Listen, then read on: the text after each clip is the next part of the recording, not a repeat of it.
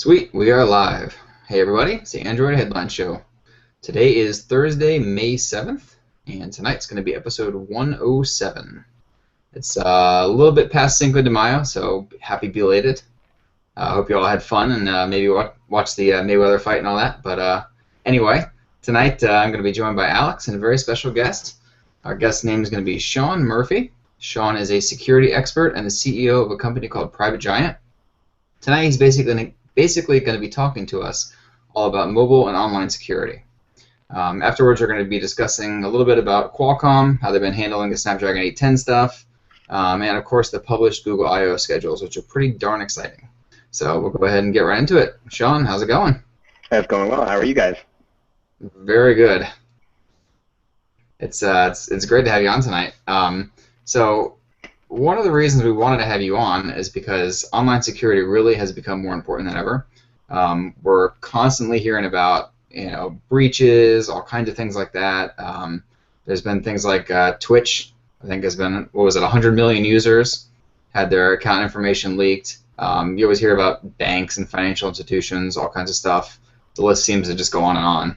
So why do you think we keep hearing about all these apps and services getting hacked, all this information getting leaked? Yeah, and I think you hit the nail on the head, too. It's not just limited to apps. It's just any sort of online service, anything that has any sort of personal information or personally identifiable information, and these things just have a tremendous target on their back. And there's a lot of reasons for that. And one of them is just the complexity in securing an app or securing a service end-to-end, especially nowadays when these startups and these applications, games, just seem to come out of nowhere. They take a month or two to develop, and they hit the scene and they get millions of users. And so really one of the things that in the security industry, when you develop a big, massive, or distributed system, you talk about securing something in depth or defense in depth.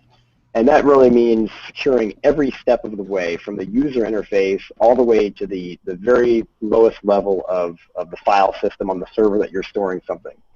And the complexity of that for a developer certainly are not a mystery. It becomes very, very clear very, very quick. So a lot of times developers and service providers, they sort of hide behind what's easiest, and that's just to put in the terms of service that, hey, listen, we don't represent, we don't guarantee, we don't make any claims that this service is fit for use or any other purpose that we may not lose your data. And that's the unfortunate thing, is the complexity has an easy out, and it just says create a terms of service and give yourself almost immunity for problems like this. Yeah, and I know I personally hate the whole terms of service thing. I've seen plenty of times where something will happen, not necessarily security-wise always, but somebody uses an app, problem comes up, they post on a forum or whatever, and of course what are the responses? Oh, you should have read the terms. Well, if the terms weren't 600 pages long, Yes, certainly, and sometimes all kinds of stuff like that. Yeah, and sometimes they're really nice, and they have a reduced set, the terms of service. They have a really nice marketing page, and it's really beautiful, well-designed page, and they only have 6 bullet points. But all that does is just hides the complexity of the terms of service. So it's a way to make you feel better about yourself, but in reality, the terms of service is still 600 pages. Yeah, exactly. So I guess besides maybe scrolling through all of those pages, what do you think is like a good illustration of what's going on? I guess just draw me a picture of the problem. Yeah, totally. Well, I think, from a user's perspective, and maybe not necessarily a technical user, but just a normal user that has an Android phone or really anything else. Well, I guess we're on here, it's only Android. So you download an app, and you heard about it from your friends, or you think it's fantastic, and you install the app, you log into the service, username, password, that sort of thing, and then you start sending data. You start sending messages, you start sending pictures, and you think that's it. That's 3 steps, right? It's very, very easy. But unfortunately, the reality is that from each one of those steps, and we talked about that defense in depth, there's so many avenues or so many problems with these apps and these services that it almost becomes impossible to sort of analyze how complex they are. So instead of just logging into your phone and logging into their servers, well, guess what? You're logging into advertising channels. You're logging into the social graph. All this sort of correlated information that's out there about you gets one more piece of the puzzle. And so the reality is that three-step process is, 50 or 100 or so. And really there's no way to analyze that other than if you're the application developer himself or herself. And so each one of these little steps just opens you up for a personal information leak or some sort of a hack. So it just sort of highlights how complex this actually can be. Okay. There's also, I guess, just going through things that users can do. So I guess talking about maybe some of the back-end stuff, like what happens after a user installs the app on their phone, or they go to a site and they log in with their bank information or something. Oh yeah, certainly. Usually when you install an application and you run it for the first time, that application's first thing to do is to sort of establish who you are and to start capturing data about you or analytics. So a lot of times you'll see some applications or even web services that just start collecting information about you right away. Even before you type in your username and password, they've gotten a good chunk of information about your device and who you potentially are. But once you do transmit that username and information, oh boy, that's when all sorts of things happen. The application transmits the authentication information plus every little bit of information it got about your phone or any permissions that you gave it. Maybe it had access to your camera, maybe it had access to your microphone. Who knows? This is when your application talks to a service, and this is where the data starts getting dumped to these big services. And this is where things get stored, user information that gets correlated with the social graph. It gets correlated with other information that advertisers may love to have. And just listening to me say this is mind-blowing. It's like, well, geez, I just thought I was logging into a service. And the reality is you're not. And one of the things you can actually visually see with this, and this is beyond creepy, is if you're a Facebook user and you happen to go to a store or some service that has integrated with the Facebook social graph, and you look at the item and you don't really purchase it, but you go back to Facebook, there's an avenue for Facebook then to put an ad right in front of your face and say, hey, did you want to buy this? It's like, what? How did you know I was doing that? And so that's just one example of how advertisers, even if you're not actively providing them with that information, they get it through other avenues. And so the reality is that there's really no anonymous operations anymore. That even though you think you're anonymous, this correlated information, which could be as simple as your device, your IP address, your cell phone provider, all of this just gets wrapped up, and these entities just know so much about you. And so whether or not you're actively using the application or it's running in the background, you just don't know. And this just happens over and over and over again. And that's really the complexity that we're looking at. Okay, yeah, I know you were talking about too, like when apps are able to get a hold of your microphone and your camera or something. I think that highlights the importance of not just clicking next, next, next when you go to install an app. I know Google has taken quite a few steps to try to simplify that process, kind of like you were saying with the terms of service thing. I think this is maybe in a little easier graphical way too. So when you go to the Play Store, you hit Install App, it pops up a thing that says, hey, this app can access this, it can access your contacts, whatever. So Absolutely. it's making sure to read that the 2 seconds really it takes. Absolutely. And sometimes it makes complete sense, that if you're using a video chatting service or some messaging service, of course it needs your microphone, of course it needs your video. But a calculator or something that you don't really recognize a reason for that permission, don't do it, don't install it. And sometimes it's not so clear too. It's sometimes you install an application, the calculator application, and you trust it and you use it for a long time, and all of a sudden an upgrade injects a new permission. And that's another sort of an attack issue that we've seen in the past, is just an application sort of gets escalated from permission. So it's again, it's another avenue for an attack or information leakage.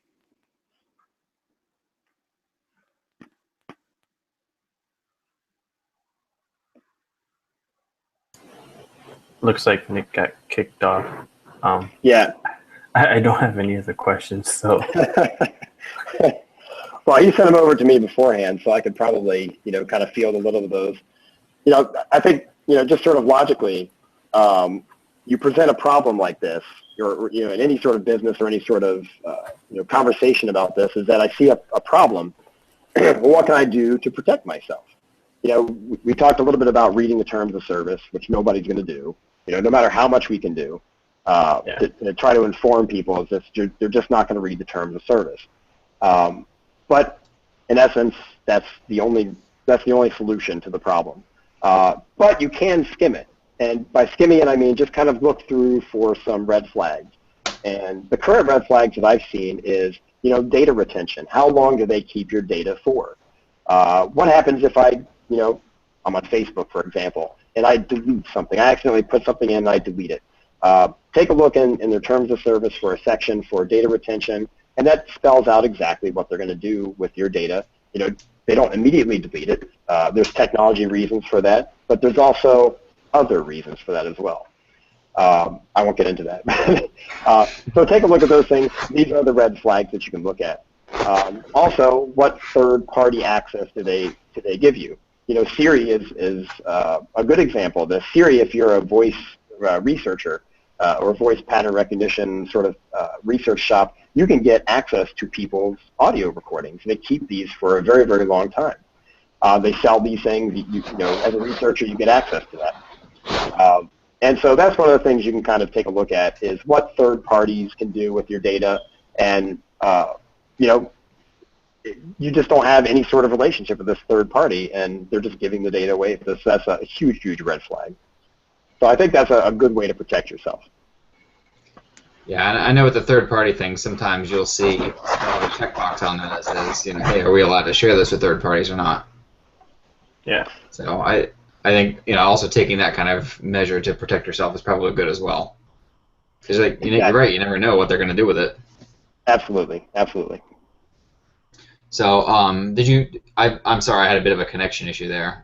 Did you talk about what you think the biggest motivation for everything is? Well, not yet. I mean, I think, looking at the problem solution statement, I think, really there's other things we can do too to sort of look at, protection and some other stuff. But the reality is that it comes down to why they're doing it, and it's money. Back in the day of, elite hackers and, people with hacker aliases and all that wonderful stuff, they were doing it for sort of the accolade, getting your name out there. You look really, really awesome. This is amazing. But now it's millions of dollars that are on the hook. And so if you look at some of these big profile hacks where username and passwords are stolen, or banking information, or other issues like that, that's actually something that can be sold on the dark web. On the Tor network, there's a few of them. Just recently, one went down. I'm trying to remember that. Oh, the Evolution Market. The Evolution Market, you could go on there, and it was just like sort of like an Amazon.com of the dark web. And you could go on there and you could say, oh yeah, you know what? I need 1,000 Uber accounts today. And they sell these things. They sell them for maybe $1 a piece, $2 a piece. And there's actually some records that are, your social security number, your mother's maiden name, your best friend from high school, all these things that you could really take over someone's complete online identity. And they sell it for like $6 a person. So your entire life's going to be wrecked. You're going to lose your email account and all this stuff for $6. And so that's really highlights the need for looking at these solutions, making sure that you read the terms of service, looking at the history of a service, to see really what their security stance and what their posture has been in the past. One of the good examples I like to look at was with the celebrity hack. Everyone sort of in maybe a week or so later, they're pointing at iCloud and they're saying, hey, Apple was at fault for this. And a lot of the responses that we saw was victim blaming. It's like, well, you should have had a more secure password and all that type of stuff. It's like, well, gee, yes, that's really helpful when, you use sensitive data like that. So, my recommendation is look at the history of a service too. And if they weren't trustworthy then, are they going to be trustworthy now? Correct. And so that's very, very damaging.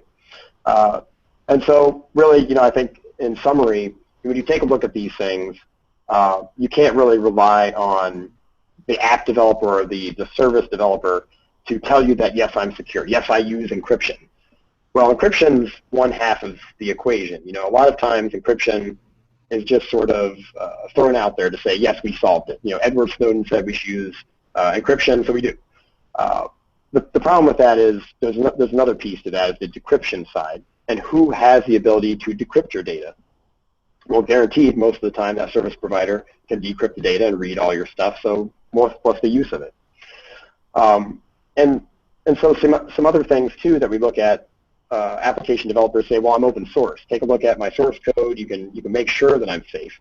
Well, by the time it gets built and compiled and all this other cool stuff and put into the Play Store or the Apple Store, you don't know what changed. You know, there's a whole process that leads up to it arriving to the stores, and you're not going to see that in the source code. So, you know, take a look at these different issues with terms of service, the history of a service provider, the permissions that we were talking about before, and really, even if the application and the service is free, all your friends use it, it's the best thing in the world, everyone else is doing it, be wary of that, you know, especially a free service. Why are these services free? You know, it costs a lot of money to develop these things, but it also costs a ton of money to own and operate them. And so they're getting the money somewhere, and that's from your data. Yep, and I know as far as security goes and passwords and stuff, one of my favorite things that I've seen sort of become really popular in the last couple of years is two-step authentication. I want to say Google was one of the first ones to popularize that. At least that was, I think, the first place I ever heard of it. And shortly afterwards, there were a couple other big ones like Blizzard with World of Warcraft and a couple others that really had huge problems with hacking and stealing, you know, money, data, whatever, that started doing this. And it's been a great trend that I would love to just see as a standard for everything. I mean, it seems like a no-brainer. Yeah, I think it's fantastic, and it solves, you know, so many problems. You know, every security professional that you'll meet, hopefully, they'll say that, you know, you should always authenticate with something that you know and something that you have, 2 factors, or maybe even add a 3rd factor on there as well. And the reality is people just don't create huge passwords, you know, massive and unique passwords. And even if they do, these apps and services may leak that password. So great, that 16-character password you took 5 months to try to remember, now it's out there in the open. So 2-factor authentication almost always eliminates those problems, and it's a fantastic solution. Yeah, and I know I've even heard people using, I mean, I guess obviously if it's leaked it doesn't matter, but sentences as passwords, so that's a much better solution than just random, you know, capital, lowercase, numbers, whatever. Yep, absolutely. So it just takes a lot longer to crack, I guess, with you know, whatever method that these people use when they try to get a hold of that information. I'll hold on a second for you. One of the things we were going to talk to him about was just getting a little bit, getting to know his company a little bit more. So basically just covering kind of Shaun's background, how he got into this, what his day-to-day looks like. One of the things that they're really focused on is education.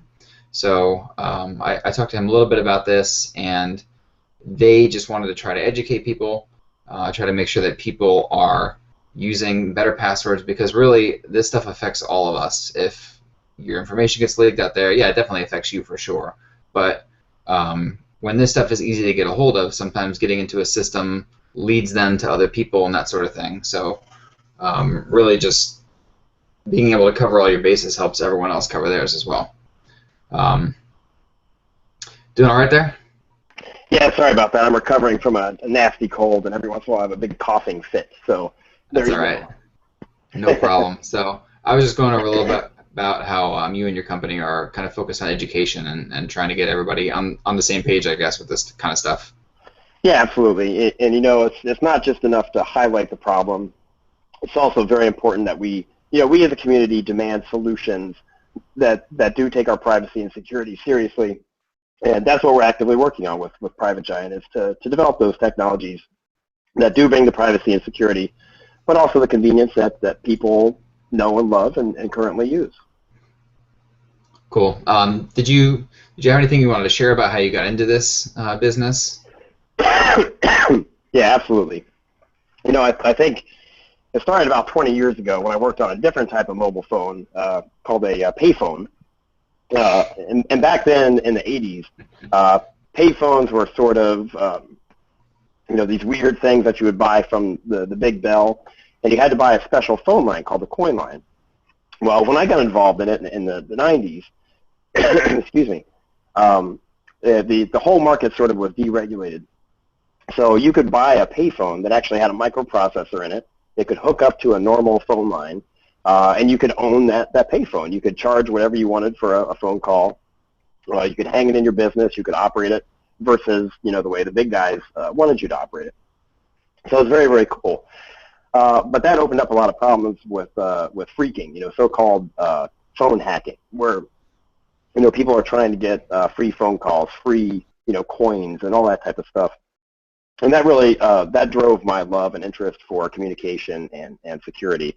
And that was a lifetime ago. Obviously a payphone nowadays, where do you even get one of those? I don't know. But that's sort of, that segue, excuse me, I cough a little bit. It's all right. Oh, all right. We're back. I try to mute it so it doesn't blow out people's ears, but it's cool. I appreciate it. So that sort of segued into commercial and government communications. That's what I've done for the past decade plus. And government and big businesses really demand privacy and security for obvious reasons. They don't want to lose their secrets. They don't want to have documents and emails and stuff leak out of their facilities.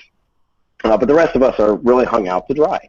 These big tech giants have formed, Facebook and Google and such, and they form these big, huge billion-dollar companies where they acquire, accumulate, correlate, any information they can get about us, and we never consented to it. Or if we did, it was buried into that, terms of service that we talked about. And they're absolutely worth billions of dollars nowadays, and we think that's wrong. We think it's wrong that these tech giants have grown to the point where there's so much information about us out there that any sort of data leak is another piece of the puzzle. And so with Private Giant, that's really what we're trying to do is take back that sort of control and say that we're the giants, we're the people that are actually producing this data, and it's time for us to be private as well. Gotcha.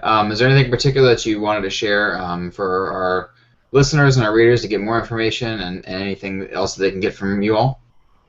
Well, I think the best thing to do right now is you can follow me on Twitter. I'm at Private Shaun, S-H-A-U-N, the weird spelling, and I post a lot of common security application problems and privacy problems as well. Cool. All right. Well, awesome. I'll let you take a break, and I hope you have a good night. Appreciate you coming on. It was great to be here. All right. Have a good one. You too. All right. So, moving into, I guess, big companies like Google or whatever, we have Qualcomm, who has specialized in mobile processors for years now, and ever, yeah, basically. So, of course, every one of their big processors we got all excited about. This thing's going to be the latest, greatest, fastest. It's going to have all these new features, etc.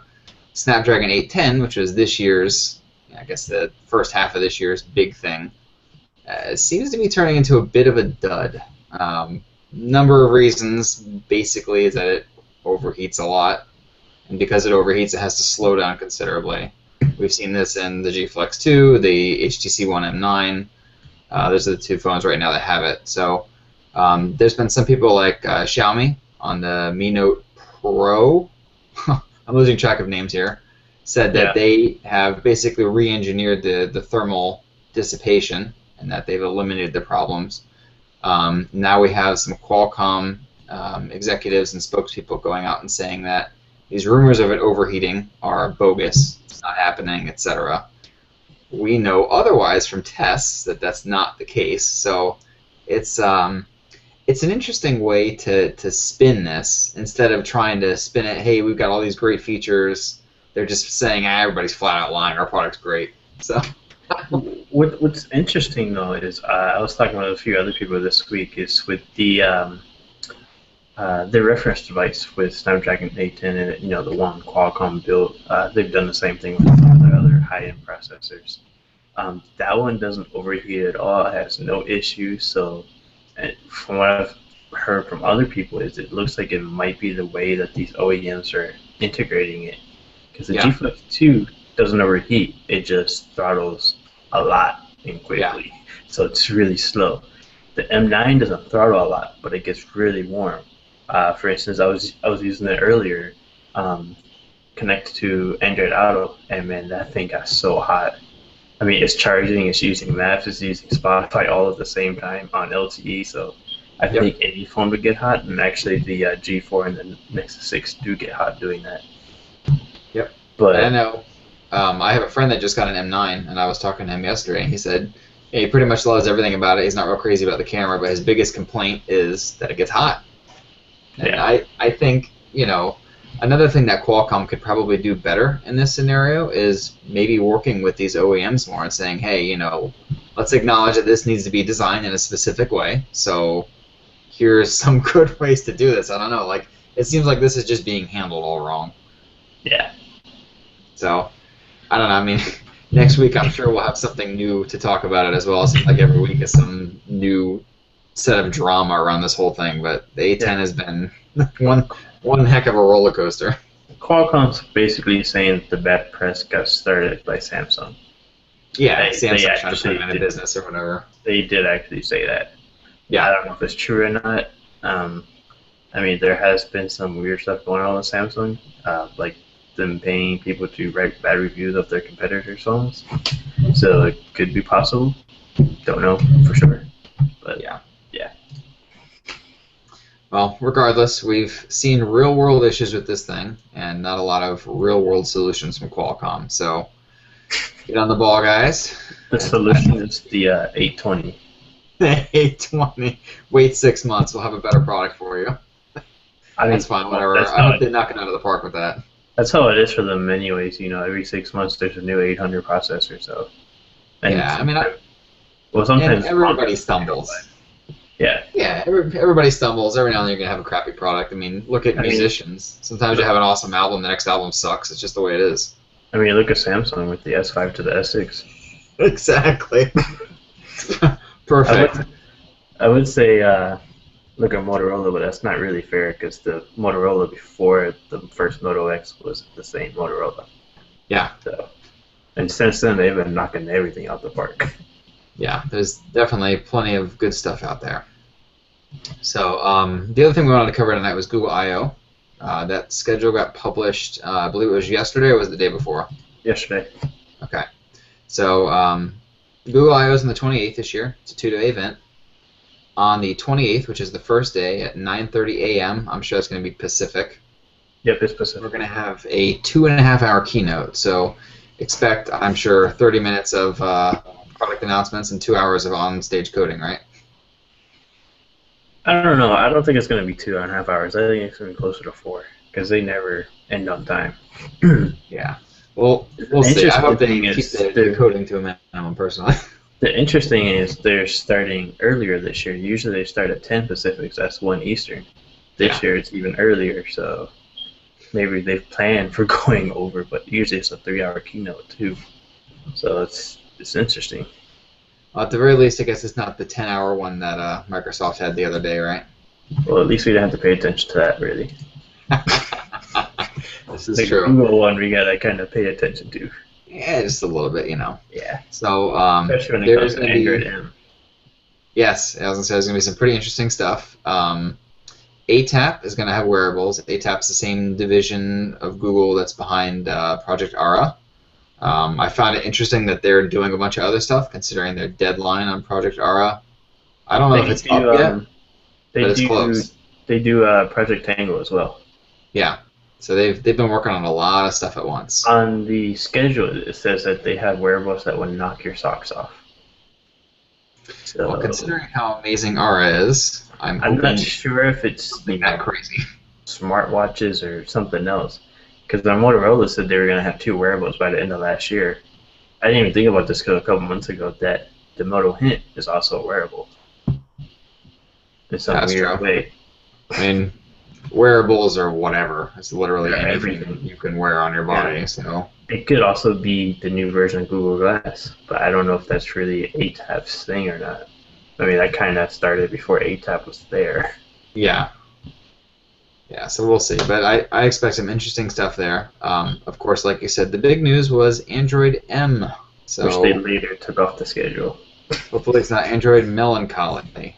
That'd be great. But yes, it was stuck on the schedule. Somebody found it. I don't remember who found it first, but shortly afterwards it was removed from the schedule. So yeah, I have a feeling that was not a mistake.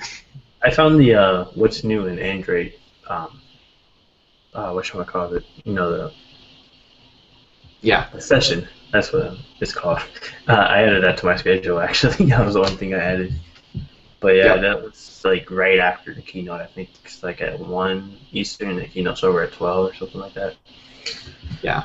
So I don't know if M's going to be a huge update. I don't even know if it's going to be Android 6, but who knows, because I don't even know if Google knows. Well, I mean, they took forever to call L 5.0, so. Well, I think we all kind of knew it was going to be. I think we all kind of knew it was going to be 5.0 based on how it's such a drastic change. Yeah, I don't think we're going to get a drastic one. I think it's going to be pretty small. Probably like 4.1 was to 4.0. Yeah, there's no reason to change it right now. They can write material design stuff for a couple of years now and just keep using the space. Yeah. So or they could do it for that's going to be some pretty sweet stuff. Or they could do it for like 6 years like Apple did. Yeah, hopefully not. I'll get very bored of that very quickly. So yeah, but everybody won't see it for 6 years anyways. It's only on 2% of devices right now. Sorry, I clicked the wrong button. So, Google I/O is in 3 weeks, almost to the day. Yeah. 3 weeks from today. Pretty awesome. Yeah, I guess it is from today. I can't do math. Sorry. I guess it's late. Whatever. They're doing Thursday, Friday this year. Which is, I don't know. It's kind of weird. They usually do like.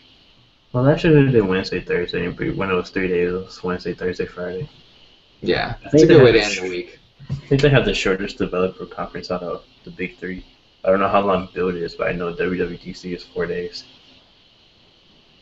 Yeah, I think Build was 2 days as well. But then Microsoft might not be able to afford longer. I only followed it a little bit, so, there we go.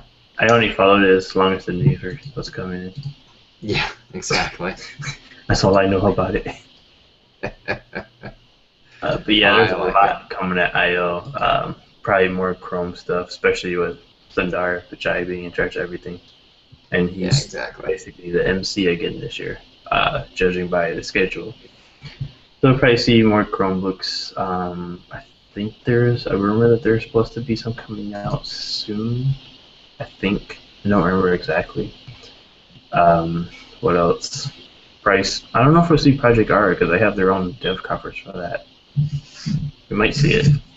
They might talk about it a little bit. I'm sure they won't go in depth with it though because, like they got their own thing.